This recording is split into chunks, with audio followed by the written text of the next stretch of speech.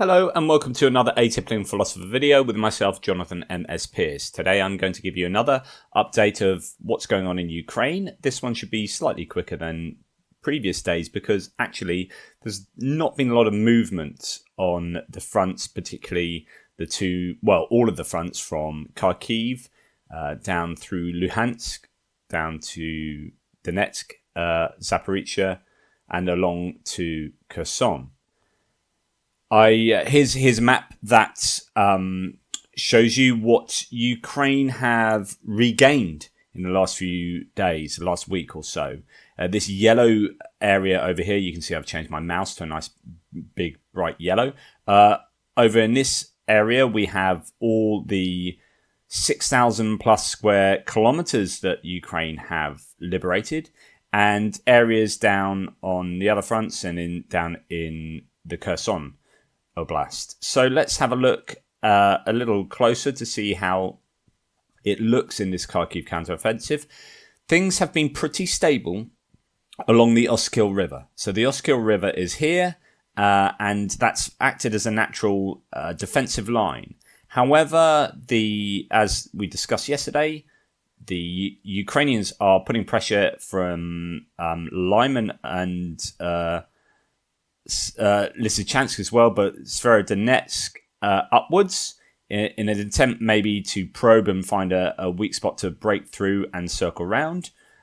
We still have sort of maybe arguably pockets of Russian resistance in and around Izium, but it's for all intents and purposes Izium is liberated, and a huge amount of armaments and equipment was left behind. So that's broadly where we were yesterday, and it's given, I guess, the Ukrainians a chance to have a breather. It's been really quick, and they need to sort out their own supply lines because they don't want to become isolated, as I discussed yesterday. There are rumours that there's a bridgehead around about here. I think that the Ukrainians are possibly holding on the eastern side of the Oskil River. And the Seversky Donetsk River down here, it pretty much goes along this sort of southern line. And these two bridgeheads here are bridgeheads that the Ukrainians have north of that river.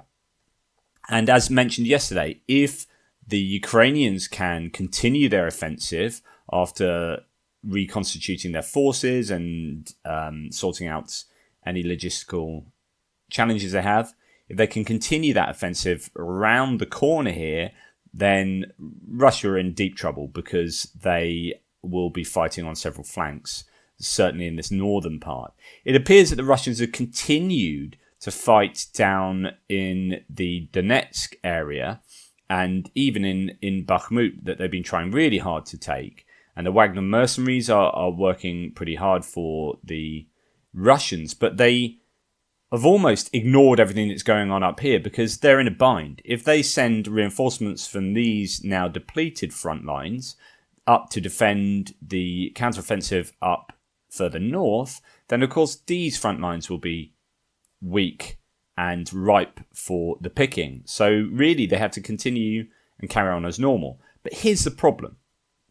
It turns out that Russia have suspended sending new new units and troops to Ukraine, as according to the Ukrainian armed forces. The General Staff have pretty much declared that Russia have stopped sending new units. Well, goodness me, what does that do for the morale for your troops that are left here fighting it out?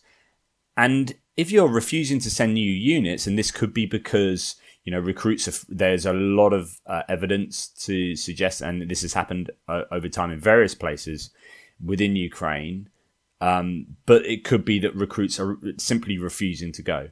It's now becoming unpopular. They're realizing that the chances of dying or being injured or being captured are that high that it's just not a good prospect.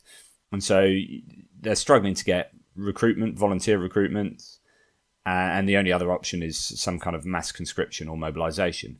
And that brings with it the risk of political turmoil and wouldn't be good for Putin because he'd be admitting that he's lost or is losing.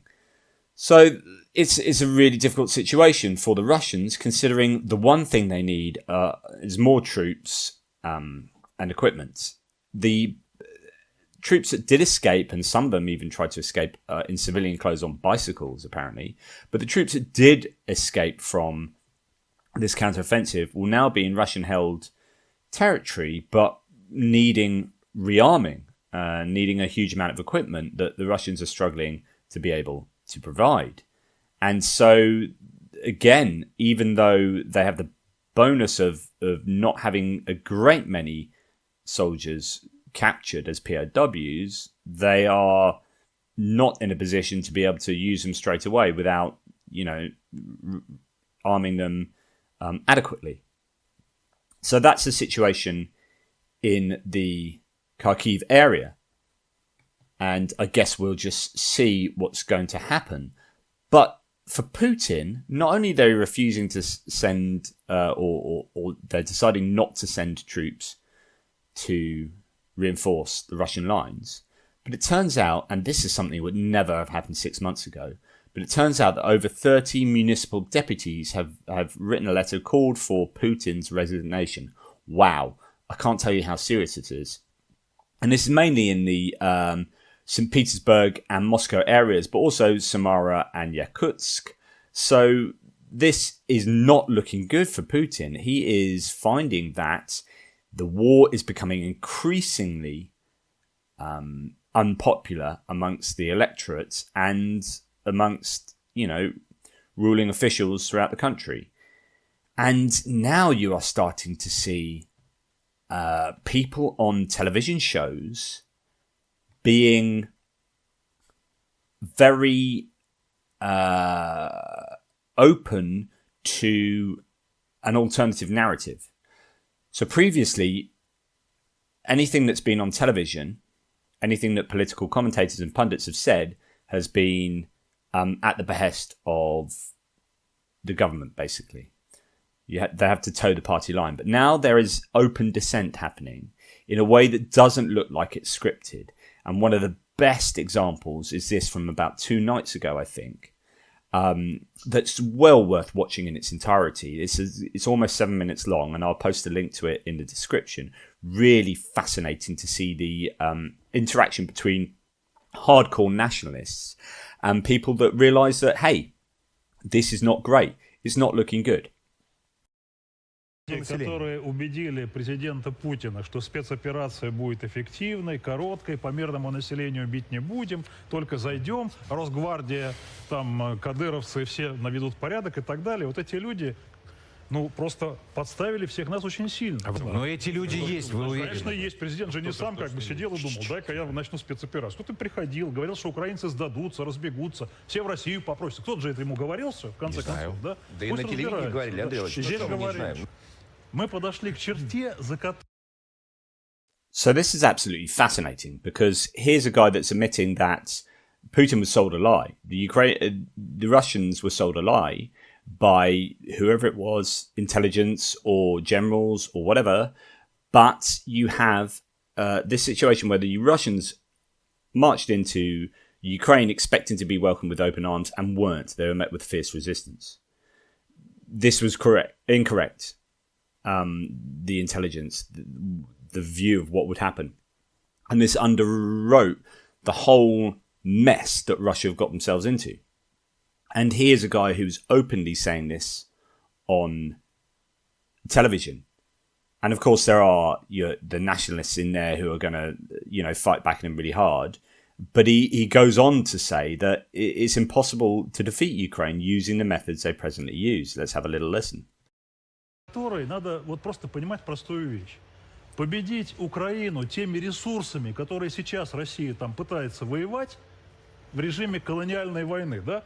Контрактники воюют, там, ЧВК и так далее, мобилизации нет. За риторикой следите. это невозможно абсолютно, потому что российской армии там противостоит вообще сильная армия, которая по полной программе поддерживает сильнейшее в экономическом, технологическом отношении государства Европы, да, в частности. То есть вы предлагаете мобилизацию провести, военную вот мобилизацию, я могу сказать, не мобилизацию там сознания или экономики? Начать переговоры о прекращении войны понятно, и перейти к Вы с Николаем политическим Игоревичем это вопросам. постоянно. Давайте, Сергей Михайлович, начать переговоры или действовать так, как... So here he is suggesting that no, the answer to this, the fact that we can't win this war, is we have to start negotiations. And this is where, you know, he gets jumped on a little bit by a few others. But then throughout the talk, there is another guy who is speaking a lot more sense. And these views are now being heard on national TV. I just played a little bit at the end.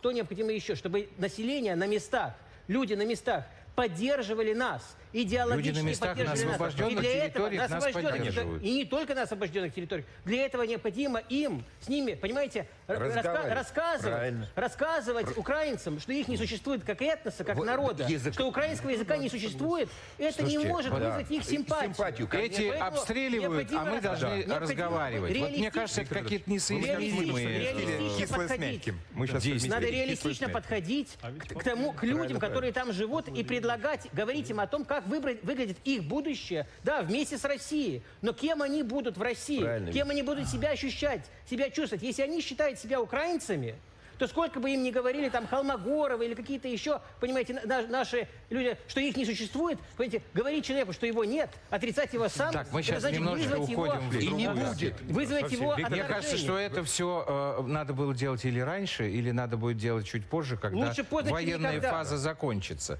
А вот насколько быстро она закончится, это вопрос. Нам нужно выиграть войну на Украине. Мы должны ликвидировать там нацистский режим, а после этого... Кто еще захочет, пусть приходит, и мы с ними поговорим. И сколько лет мы будем это делать, Саша? Сколько надо. Очень хорошо. Сколько надо, столько будем. Спасибо за честный ответ. Потому что это специальная военная операция, которую некоторые, я тоже называю, Великой Отечественной. То есть мои 10-летние дети еще повоевать успеют. Правильно я понимаю? Wow, so that is so powerful at the end. How long is this going to go on? So my 10-year-old kids are going to be fighting in this war? You know, when they get old, obviously, you know, 8-10 years time, they're going to be fighting. And the guy before who was saying, we can't, and it's absolutely right. You can't deny the existence of a people to them. You can't tell someone they don't exist and their language doesn't exist and expect them to assimilate into your own culture willingly. It's just absolutely insane. And that's what that younger guy was saying, is absolutely nailed his points. And yet you've got these nationalists who are just in complete denial, saying we need to liquidate these Nazis. Just, oh my goodness. But the fact that now on television you are hearing alternative viewpoints means that the cracks are starting to show. This is a massive advantage and a massive plus point for Ukraine going forward, that these voices are being heard in Russia and dissent is being heard. And there are people who are calling for Putin to resign. This, in my opinion, is the beginning of the end for Putin. And it doesn't help that Russia are in all sorts of trouble outside of this. The sanctions are really beginning to bite. Okay, loads of the industries are just closing down. The car industry is basically non-existent now in Russia. They're just really struggling to get meaningful components for so many industries. And really Russia's relying on its energy exports. But even that isn't doing a good enough job. Here's Russia's budget surplus for 2022 has almost evaporated after a sharp drop in energy exports during August led to a monthly deficit of as much as 360 billion rubles or $5.9 billion.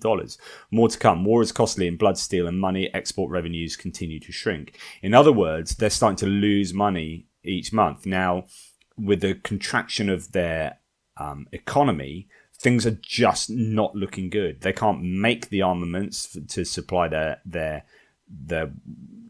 troops with decent enough weapons. They can't get enough troops. The economy is shrinking, and sanctions have hamstrung virtually every industry across the country, from particularly your mechanical industries, so your aerospace industry and the car industry. It's completely done over, and obviously many Western corporations have pulled out. Many are still there, but many have pulled out. So that has a twin effect, a two-pronged effect of damaging the economy, as well as annoying people enough that they'll want someone to blame. Now, either they blame the West and it's all the West's fault. That's a narrative of the state. Or people will start eventually going, actually, no, we were all right a couple of years ago, and now this is Putin's. So if people start blaming Putin, which it looks like they are, then I'm sorry, Putin is in trouble. He is in trouble. So going back to morale and what's going on with the troops, and not being able to get enough troops here and there, here's a tweet that came up today. So soldiers from the 1st Motor Rifle Regiment, part of elite Russian unit, 2nd Guards Tamanskaya Motor Rifle Division, Kalininets, Moscow region, were based in Izium and massively asked their commander for dismissal on August 30th. Everyone knew what was going to happen. And they're yet to be confirmed, but a whole bunch of letters have suddenly come out, and there are more, suggesting that troops on the ground knew what was coming their way in the Izium area, and said, we don't want any part of this. We don't want to fight. And if you've got that going on in your forces, not only is there a public dissent for the war, but there's dissent within the military. Putin's had to sack another commander and replace him with someone else. I don't know how long that can go on for. It's just not looking good. And as the Kiev Independent says, the more victories Ukraine achieves, the more attention will be paid to our efforts, and the more motivated our partners will be to support Ukraine. In other words, and that actually comes from a Ukrainian official, but the better Ukraine does, it's like a snowball effect. The better they will do going forward, because that will attract more investment from NATO partners and allies, who will see the success that their work is bringing about and will commit themselves to further donations and training and money and armament, and that becomes a virtuous cycle. Whereas it's a vicious cycle for the Russians. The morale is low, both in the public in Russia, but particularly amongst the troops. And the forces are getting gradually more and more degraded, and there is no option to upgrade those forces. It's a one-way traffic here. As each week passes, the Ukrainian forces are becoming upgraded, and the Russian forces are getting downgraded and degraded. And they aren't replacing what they're losing with more and better equipment, whereas the Ukrainians are. And in fact, the Russians are losing vast amounts of that equipment the Russians are losing vast amounts of equipment to the Ukrainians. It's just, I can't see this ending at all well for Putin. This is a turning point, and I think really we're starting to see, and I at least I hope this is true, and I might be wrong, but we're starting to see the very first nails in Putin's coffin, and I guess it might well come down to, what happens in the next week with regard to this Kharkiv counteroffensive, and in the Luhansk area, the Luhansk Oblast, and whether Ukraine can capitalize on their incredible gains. This is the opportunity to grab the nettle, take the bull by the horns, and do some serious damage to the Russian front lines. Will they take this? I'm pretty sure they're going to give it a damn good try. As far as Kherson is concerned, not a lot of change. There are some minor, victories, if you like, liberation of certain villages in the Kherson region. It is a slow grind. It's a meat grinder, unfortunately, and there will be heavy losses on both sides. But Kherson hasn't really changed that much. They're still, blowing up bridges and pontoons and trying to stop supplies getting into these Russian troops. There is this rumor that Chornobivka, which is an airport, that there's a famous meme, it's just a ever rotating set of events where the airport gets bombed and then the Russians put new armaments there and air capabilities, helicopters and jets, and it gets bombed again. They put more helicopters there and more ammunition, it gets bombed again, and they just don't seem to learn. And anyway, that there is talk that maybe there are advances near there, they're getting close, but that just keeps getting bombed and the Russians don't seem to learn. So that's the Kherson situation. Anyway, a little bit of an update on the front lines, but more of a discussion of what's going on back in Russia that seem to indicate that the turning point has been reached. Realistically, this is a turning point in the war, and the momentum is firmly in Ukraine's favour. We'll see what Russia's response is. Yesterday, they decided their response should be to hit Ukrainian energy, logistics, taking out a couple of power stations, because of course, if you cripple the nation as a whole, then the idea is that you break their spirit. But I don't think that's a sustainable outlook for them, because you are just going to annoy the Ukrainians. And if you have any intention of taking over the country, destroying its infrastructure is not a benefit for you, because you're going to have to spend a lot of money getting that back again. So I guess maybe they have really resigned themselves to only holding on to Donetsk and Luhansk and Crimea, and perhaps that's their now only realistic goal. We shall see. Anyway, thanks for bearing with me. Please like, subscribe, join, share, all that kind of stuff. Give thanks if you can. But I hope to see you again in a future video. Toodle pips.